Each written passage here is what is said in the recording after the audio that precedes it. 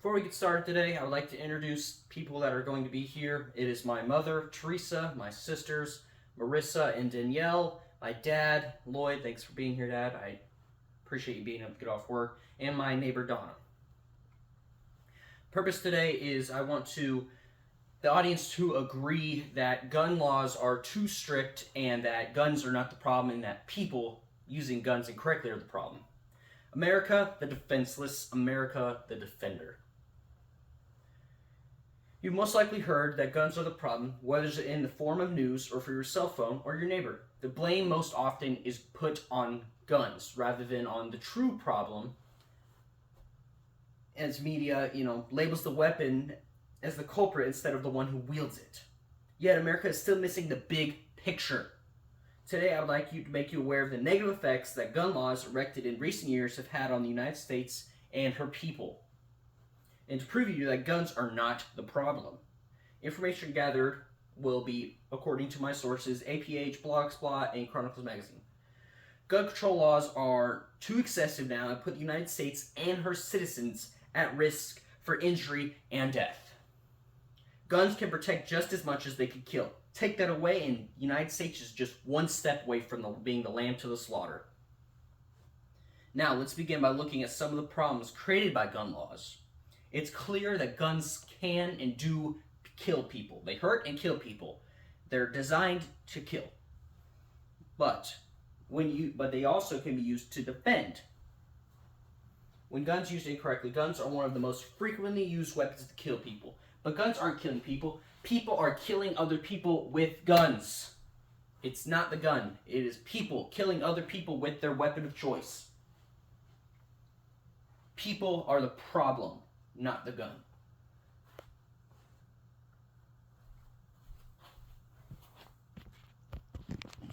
Yeah, you did click record, right? Yeah. You pressed the button. Yeah, you got it right. You're good. Thanks. Sorry about that. I wanted to make sure the camera's rolling.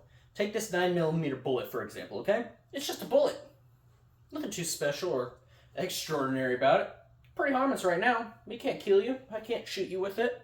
But should I put it into a gun and pick it up and use it irresponsibly, now that weapon becomes a lethal weapon.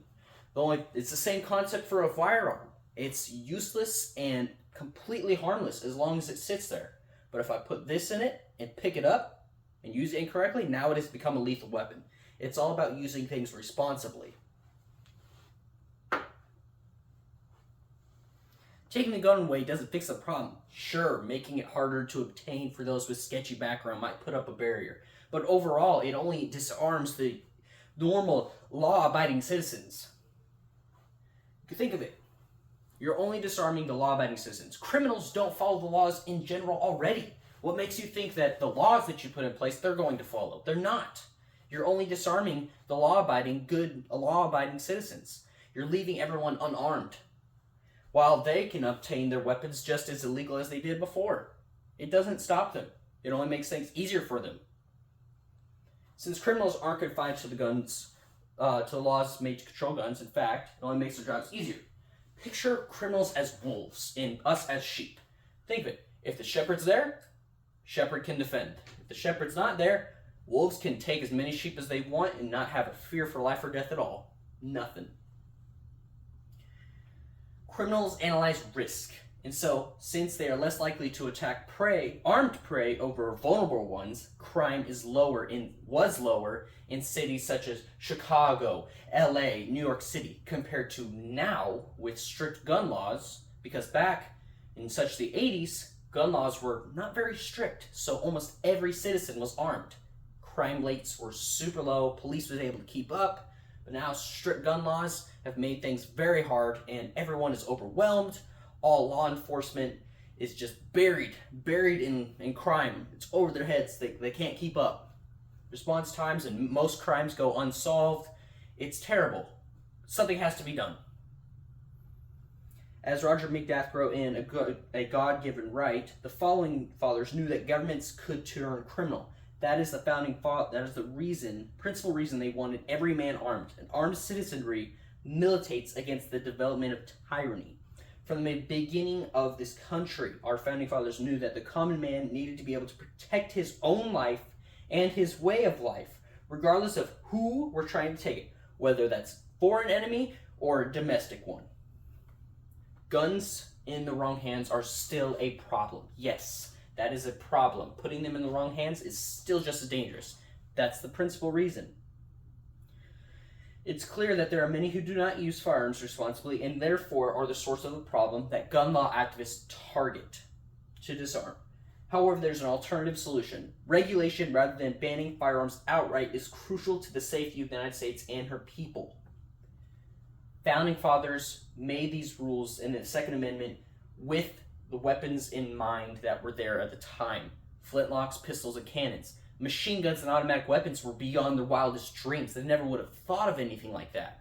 So, with advancements in technology, needs regulation and training and needs to be put in the proper hands.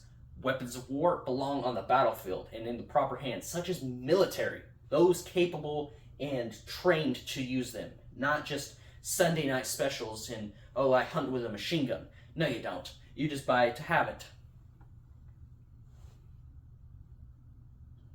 As Warren E. Burger wrote in Right to Bear Arms, to keep a bear arms for hunting today is essentially a recreational activity and not as imperative of survival as it was 200 years ago.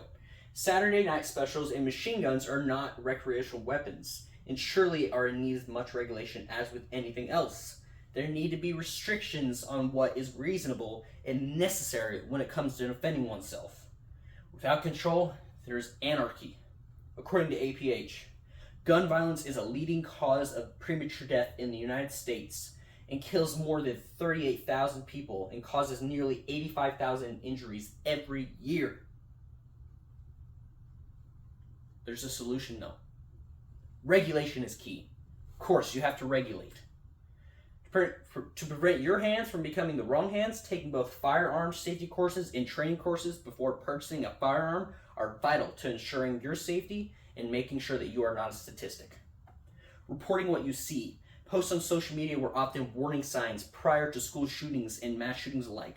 Many assailants posted radical message depicting violence or displaying weaponry that they had recently acquired and intended to use.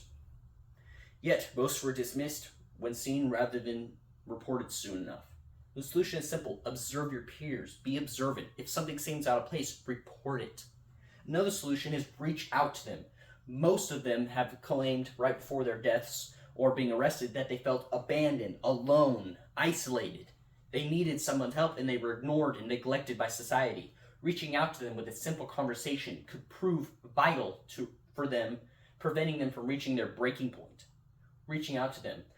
Not only does it do that, but it also, looking out for your fellow man is not only essential to preventing this problem, but also boils down to having a sense of humanity. If you see somebody in distress, how can you turn a blind eye to that? Have a sense of humanity. Now that you understand the issues associated with over and under-regulated firearms due to strict gun laws, I would like to discuss what consequences may result of our inaction and what that plan of action should be. Imagine a world where the criminals control everything, a true gangster's paradise. What world would that be like? Or complete polar opposite, where machine guns and hand grenades are used as walking sticks and traded like spare change. It's not a world you want to live in. A world without hope due to a defenseless citizenry faces the same fate as one without any regulation at all. There must be a balance. There must be responsibility. What you can do, the methods implemented immediately already, be observant, reach out, report what you see. Take a gun training course before you purchase a firearm. Make sure you know how to use it. And then purchase one. If gun control remains as strict as it is today, or even worse, becomes stricter than it already is, America will likely continue to see a rise in crime and school shootings. Even if it is easier for criminals to obtain firearms, a population that is armed for self-defense will discourage crime and be more well-equipped to respond to it if necessary. The solution is clear. The United States must lessen her grip on gun laws and allow her citizens to take up arms once more to defend themselves or face self-destruction from an entity within her own borders. Thank you. Yeah, you can click the red button.